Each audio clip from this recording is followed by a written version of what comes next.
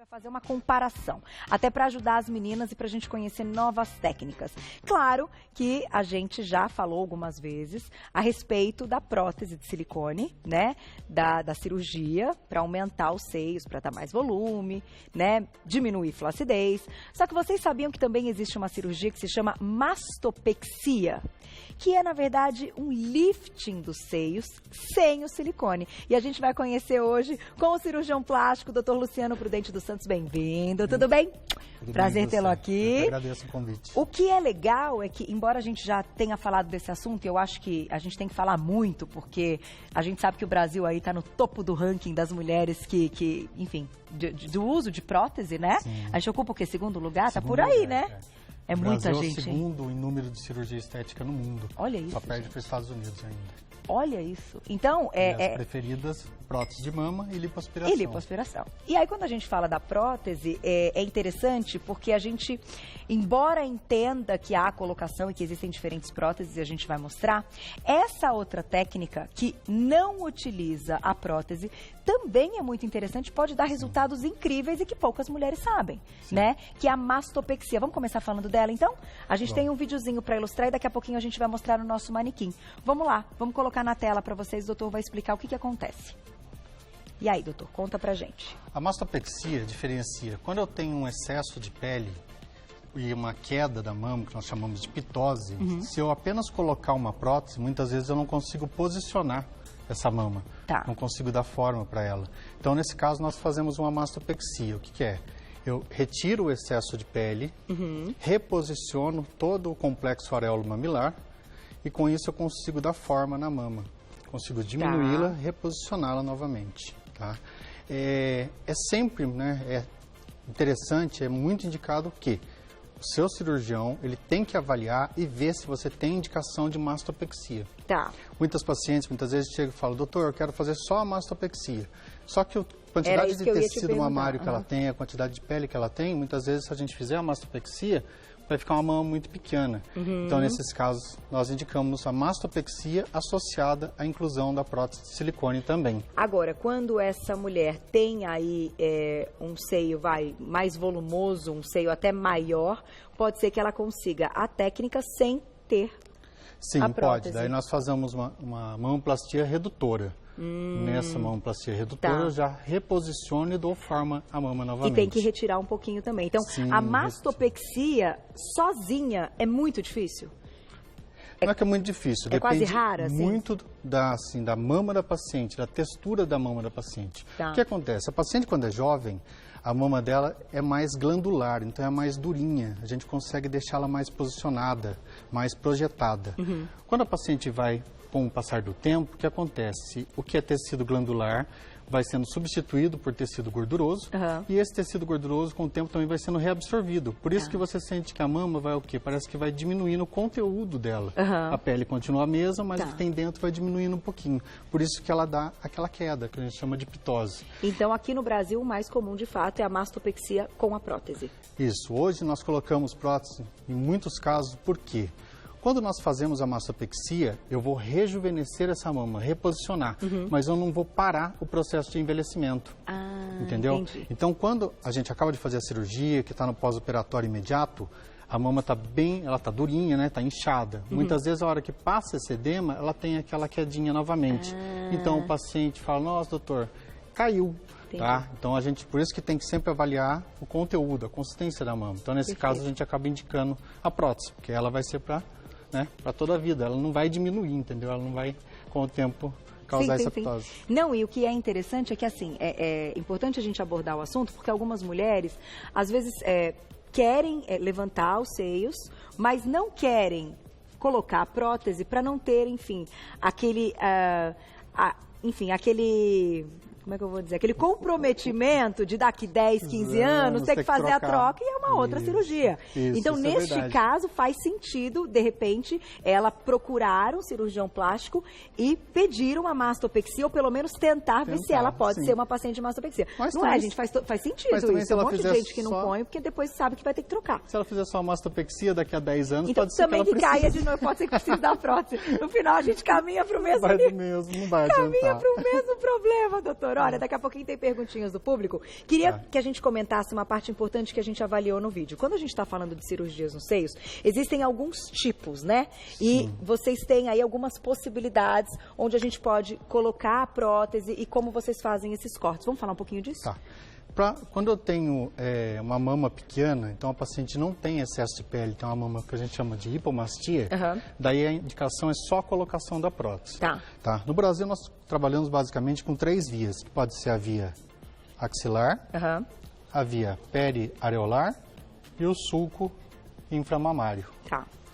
Qual a indicação? O médico vai avaliar junto com a paciente e ver o que é melhor para ela. Tá? Então, hoje, no Brasil, o que mais é feito é no sulco inframamário. É uma cirurgia rápida, internação de no máximo 1 dia, cirurgia dura 40 minutos, 1 hora praticamente. Tá. É bem simples. É bem simples, tecnicamente é bem tranquilo e recuperação muito favorável, muito boa recuperação. O paciente se recupera muito rápido. Quando nós fazemos a técnica axilar, devido a um descolamento maior, então muitas vezes o paciente demora um pouquinho mais para se recuperar e os cuidados pós-operatórios também têm que ser mais rigorosos, vamos colocar assim. E por aqui? E a periareolar é uma técnica que nós avaliamos o quê? O tamanho da areola do paciente. É uma excelente técnica porque a cicatriz vai ficar bem na transição entre a areola e a pele da mama. Então ela fica ali bem camuflada, bem discreta. Agora, o que vai mandar para a escolha e o tipo de corte que vai ser feito, né, o local? Vamos avaliar o tamanho da areola, avaliar a textura da pele do paciente, quanto de pele tem, elasticidade, tá? Tudo isso a gente vai avaliar. Por isso que é muito importante o paciente, numa primeira consulta, ele perguntar tudo, ele tentar esclarecer o máximo possível as suas dúvidas com o cirurgião. Agora, doutor, tem uma outra coisa interessante, você trouxe algumas próteses diferentes nos formatos e ao longo do tempo a gente sabe que isso evoluiu muito, né? Isso. E que hoje os produtos são muito melhores. É interessante porque dependendo do tipo de prótese que o médico com o paciente escolhem, né, para dar um resultado bacana e natural, algumas ficam naquele aspecto mais bolinha, na parte superior, e outras, mais né, natural. Mais natural, um seio assim, mais separadinho como seria o natural, né? Né, como é que é essa escolha? Porque eu acho que isso é uma parte, eu diria assim, a mais importante, né? O momento mais importante, porque às vezes você vê vocês falam, eu vou colocar. Aí você fala, nossa, mas eu não queria que ficasse a bolinha, eu queria que ficasse aquele outro. Como é que é isso? Então, aqui o que eu trouxe são medidores, tá? Esses aqui são moldes que eu utilizo na consulta. Para quê? O paciente quer saber o tamanho. Então, isso daqui eu vai ter uma noção. Eu coloco na mama, coloco o sutiã e com isso a gente tem uma noção de tamanho, de como vai ficar. Então não é essa prótese. Essa não é prótese, essa é só um medidor, só um molde. Tá. Esse daqui já são as próteses. Hoje no mercado nós temos vários modelos de prótese. Tá? Então eu tenho redonda com perfil baixo, né, um perfil moderado, uma redonda com um perfil mais alto, tá? E até a anatômica. Pode ver que a anatômica a gente fala que ela tem a forma de uma gota. Dá para destacar qual que seria a mais natural? Vai depender também do colo, do corpo? Quando a gente avalia o paciente, se o paciente tem uma quantidade de tecido mamário pequeno e quer colocar uma prótese grande, se eu coloco atrás da glândula, na verdade eu estou colocando o quê? Atrás da pele. Então vai ficar bem marcada essa prótese. Por isso que hoje nós usamos o recurso de colocar a prótese abaixo do músculo. Colocamos submuscular. Para quê? Para colocar um volume um pouco maior, mas deixar essa prótese o mais natural possível. Entendi, porque o que vai ditar aí, de ficar, enfim, nesse formato até mais bolinha e tal, é essa condição da própria pele e de poucas glândulas ali, pouca gordura. Pouco tecido mamário, gordura que o paciente tem. Interessante, então não é nem tanto a escolha do tipo da prótese. Vamos dizer, se a paciente tem pouco tecido e coloca uma prótese muito grande, não tem como, aí né, não tem jeito, vai ficar bem marcado. Olha, interessante. Agora, dá para destacar aqui, a gente já vai colocar o vídeo, tá? Pra gente ver a cirurgia que você falou que é simples. Qual é hoje a opção da brasileira, o que a gente mais percebe, o que você mais tem colocado? Perfil alto ou super alto. A paciente, ela quer o quê? Ela quer volume, porém ela quer projeção. Ela não quer mais aquela bola, né, marcada, somente volume. Ela quer colocar uma blusa e quer que a mão fique bem projetada. Então hoje, o que a gente mais utiliza é a redonda, perfil alto ou até mesmo a extra alta.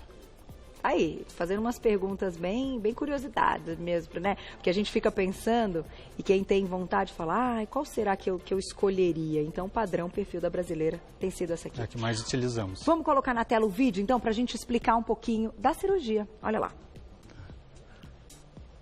Essa é uma cirurgia só de inclusão de prótese.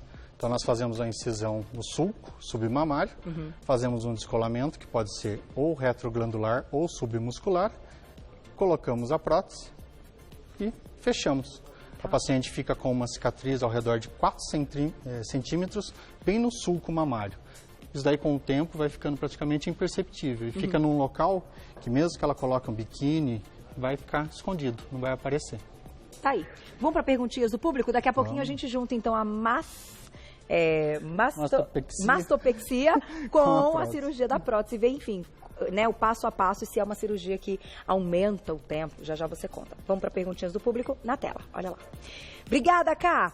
Tenho prótese e já amamentei. Posso fazer a mastopexia e continuar com a mesma prótese? Pergunta sensacional. Ótima pergunta. Quanto tempo tem essa prótese? Tá? Em geral, recomendamos trocar ao redor de 10 anos a prótese, até uma orientação do fabricante. Tá. Então, se a paciente já tem essa prótese há 8 anos, não tem o porquê eu fazer uma cirurgia e manter a mesma prótese. Pode trocar. Daí já troca. Agora, o paciente acabou de fazer a cirurgia, já vi casos assim, o paciente fez a cirurgia e engravidou no pós-operatório. Nossa, entendi. Tá? Aí depois teve uma pequena queda, uma pitose, corrigimos essa pitose e foi mantida a mesma prótese. Então, isso é possível ser feito também. É possível, tem que ver, né, avaliar o que vale a pena. Agora, para a gente unir as duas coisas, quando a gente tem a mastopexia e a colocação da prótese de silicone, o que é feito primeiro? Né? Primeiro é colocada a prótese, depois aquela reorganização do seio, como a gente viu no primeiro vídeo? Ou a gente depende? tem que fazer tudo junto. Tudo junto, tudo ao mesmo tempo. É um tempo cirúrgico só. Então não aumenta muito o tempo de cirurgia? Não, na verdade, quando a gente faz a mastopexia com a prótese, até diminui o tempo cirúrgico. Porque quando eu faço sem, eu tenho que reorganizar o tecido, eu tenho que montar novamente essa mama.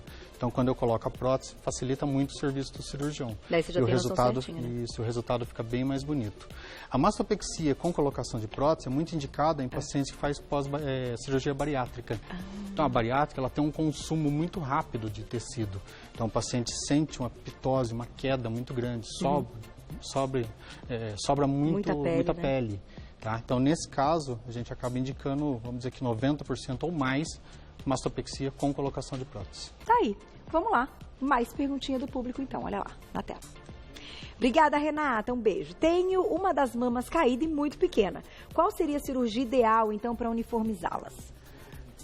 Dependendo, assim, nenhuma mulher tem uma mama exatamente idêntica à outra. É diferente, né? É diferente, tá?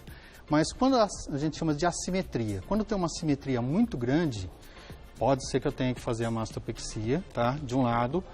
A gente sempre opta por fazer a mastopexia. Quando eu tenho que fazer de um lado, fazer dos dois. Tá. Porque muitas vezes a paciente olha, de um lado tem uma cicatriz de mastopexia em T, do outro só um cortinho pequenininho, aquilo ali para ela já deixa muito diferente a mama. Tá. Então muitas vezes a gente opta por fazer dos dois lados. Mesmo que uma tenha que fazer menos, né? Isso. E daí, para equilibrar o tamanho, eu trabalho com tamanhos de prótese diferentes. Então, por exemplo, de um lado eu coloco 250, do outro lado 350. Entendeu? Então eu posso trabalhar com isso daí também. Tanto com tamanho quanto com formas diferentes. Quanto que tem essa aqui? Essa tem 350 ml. Qual é o mínimo que a gente pode colocar? A gente tem prótese 120, 140 no mercado. Tem também menores, né? Para as mulheres que já têm até um volume legal, vão fazer a mastopexia, mas querem que fique mais durinho ainda. Sim, daí a gente coloca uma prótese um pouquinho mais moderada. Tá aí. Muito legal. Então, hoje a gente fez a comparação, unimos as duas coisas, que normalmente, como o doutor colocou aqui, é o que acontece aqui no Brasil, né? Estamos no ranking, aí no topo do ranking, em segundo lugar em cirurgias estéticas, né? Então, sempre vale falar mais a respeito do assunto. Lembrando que o ideal sempre é que você tenha certeza, converse com o médico, né? Que seja aí totalmente da sua confiança, porque isso para sempre, né? Sim. É uma mudança e a mudança no visual muda tudo. E aproveitar, nós estamos no mês de outubro, né? Mês de conscientização e prevenção do câncer de mama. E algumas pacientes perguntam, Se a prótese causa câncer, se dificulta o diagnóstico, não aumenta a incidência de câncer e não dificulta o diagnóstico, tá bom? É um mito, né? É um mito isso daí. Então pode colocar tranquilamente. Muito bem dito, muito bom. Quem quiser saber mais, eu vou deixar um site para vocês, que é o www.plasticacomespecialista.com.br, plasticacomespecialista, tudo junto.com.br. Obrigada, viu? Eu que agradeço. Até a próxima.